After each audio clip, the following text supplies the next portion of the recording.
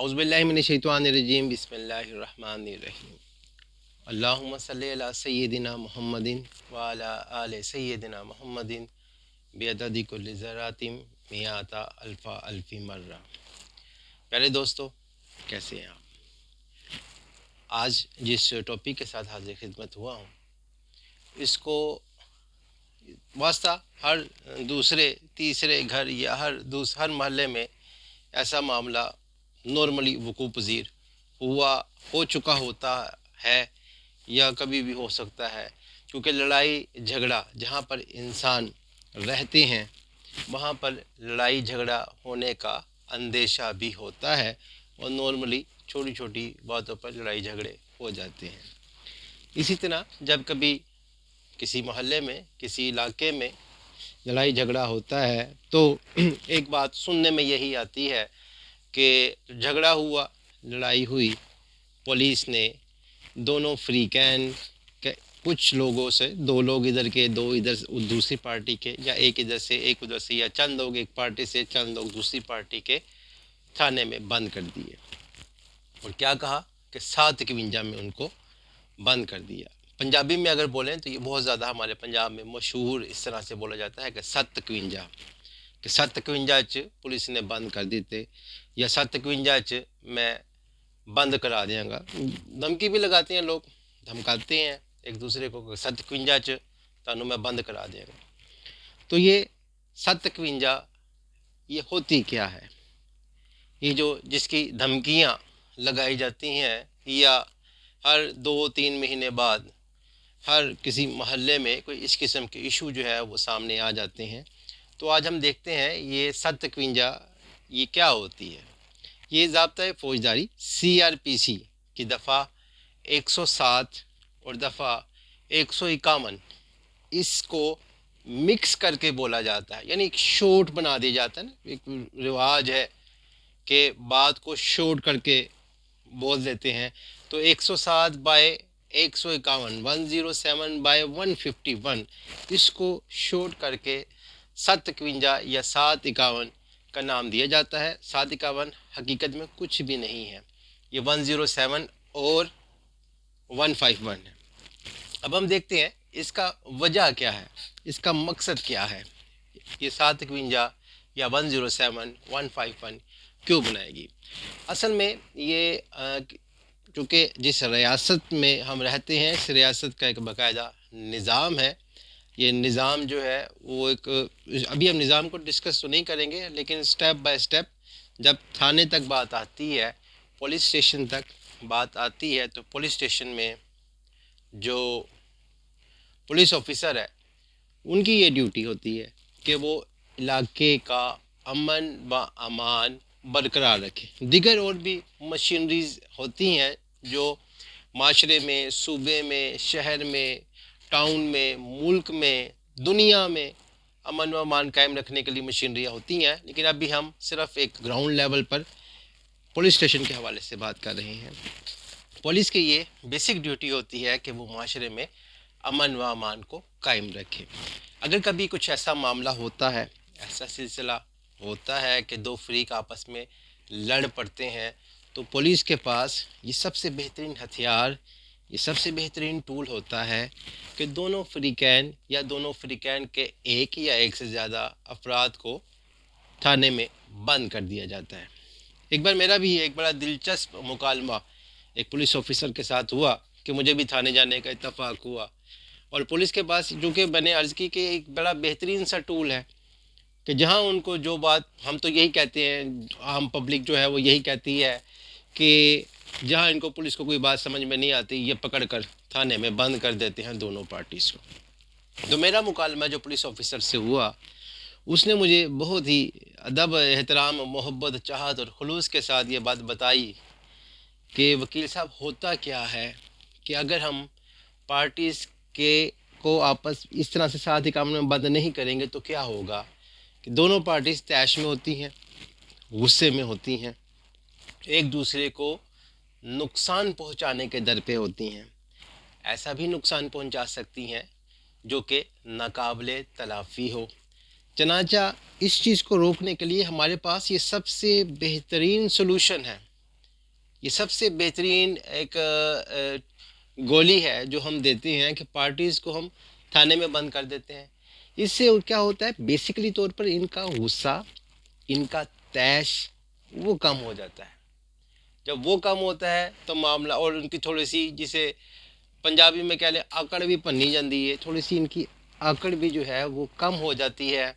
اور جب ان کو تھانے کی ہوا کھانی پڑتی ہے، جب ان کو سلاخیں نظر آتی ہیں، جب ان کو پابند سلاسل کر دیا جاتا ہے، جب ان کو احساس ہوتا ہے کہ اب تو ہم اس وقت قید میں ہیں اور ہم کس پریشانی میں ہیں، اور یہ پریشانی اگر آگے بڑھی تو ہمیں مزید زیادہ پریشانیاں ہوگی.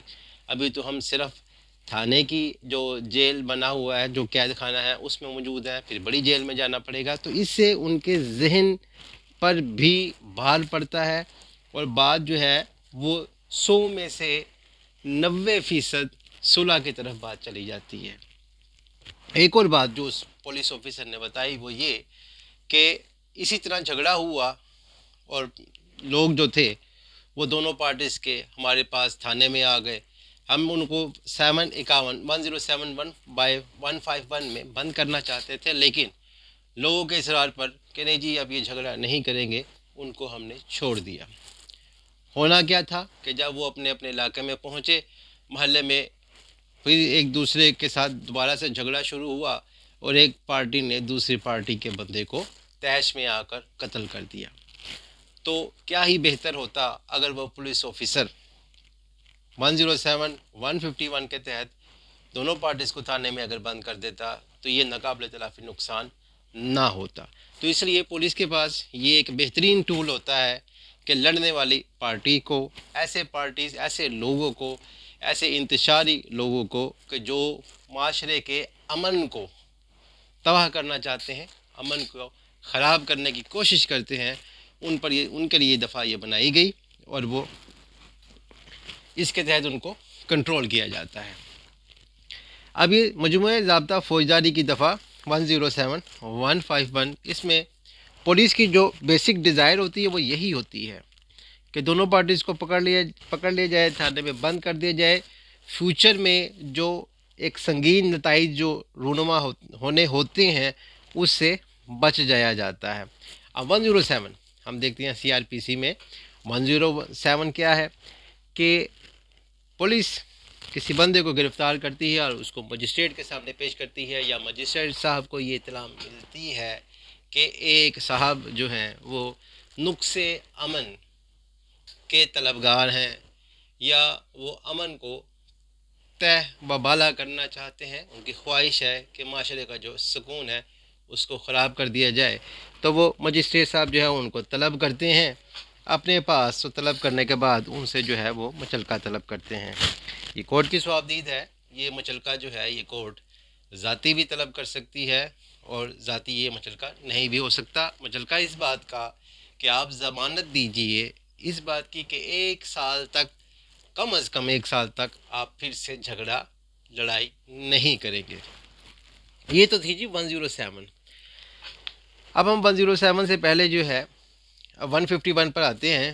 151 پر آنے سے پہلے جو ہے ہم پہلے دیکھتے ہیں 149 کو کہ 149 کیا تھا، کیونکہ یہ اس کے ساتھ مکس اپ ہے، اس لیے 149 کو بھی ایکسپلین کرنا ضروری ہے. یہ ایک پولیس آفیسر کی ڈیوٹی ہوتی ہے کہ جب بھی کوئی قابل دست اندازی جرم ہوتا ہے تو وہ اس کی اطلاع اپنے سینئر آفیسر کو دے. یہ سینئر آفیسر کو دے. یہ 150 ہے، سوری میں 149 بول دیا اس کو. یہ 150 ہے کہ جب اس قسم کو کوئی پلاننگ ہو رہی ہو تو وہ اطلاع اپنے کسی سینئر آفیسر کو دے. تو یہ 150 ہے. اور 149 کیا ہوتا ہے کہ یہ پولیس آفیسر کی ڈیوٹی ہوتی ہے کہ کوئی قابل دست اندازی جرم ہونے لگا ہے تو وہ اس کو روکے. اور اب ہم بڑھتے ہیں 151 کی طرف.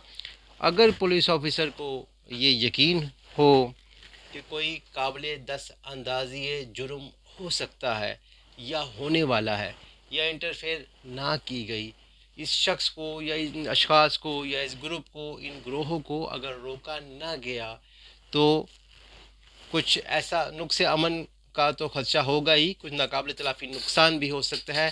تو 151 کے تحت یہ پولیس آفیسر کارروائی کرتا ہے اور ایسے لوگوں کو جیل میں نہیں بلکہ پہلے تھانے میں بند کرتا ہے.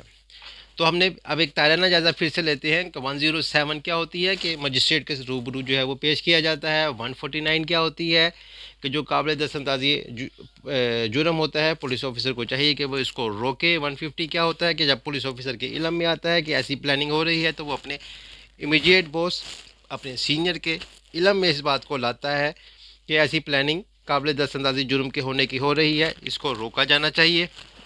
اور پھر جب پولیس آفیسر کو یہ یقین ہو جائے کہ اگر ان لوگوں کو, ان اشخاص کو نہ روکا گیا تو ناقابل تلافی نقصان ہوگا, نقص امن کا خطرہ ہے, تو 151 کے تحت 107 اور 151 ان دونوں کو ملا کر ان دونوں کے تحت اس گروپ کو یا ان انتشاری لوگوں کو بند کر دیا جاتا ہے. اس کے بعد قانون کے منشا کے مطابق 24 آورز کے اندر جو علاقہ مجسٹریٹ ہے اس کے پاس, اس کے سامنے ان کو پیش کیا جاتا ہے, وہاں پہ یہ اپنے مچلکے پیش کرتے ہیں, پھر ان کی رہائی ممکن ہوتی ہے.